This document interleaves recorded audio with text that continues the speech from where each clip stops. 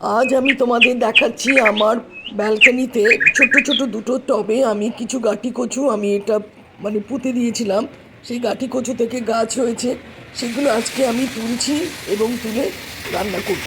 আমি আজ খুবই খুশি, খুবই খুশি, ভীষণ আমার আনন্দ হচ্ছে। আমার বাড়ির ব্যালকনি গার্ডেন থেকে যে টবে আমি যে কচু গাছ লাগিয়েছিলাম সেইগুলোকে আজকে আমি তুললাম। সেইগুলো আমি আজকে একটু রান্না করব, যদিও যৎ সামান্যই, কিন্তু তবুও আমার ভীষণই ভালো লাগছে যেহেতু আমার নিজে হাতে লাগানো। তো সেই জন্য আমি তোমাদেরকে একটু শেয়ার করলাম।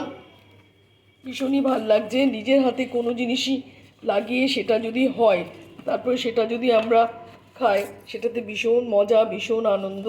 এই আনন্দর কোথাও রাখার জায়গা থাকে না, ভাষা প্রকাশ করা যায় না।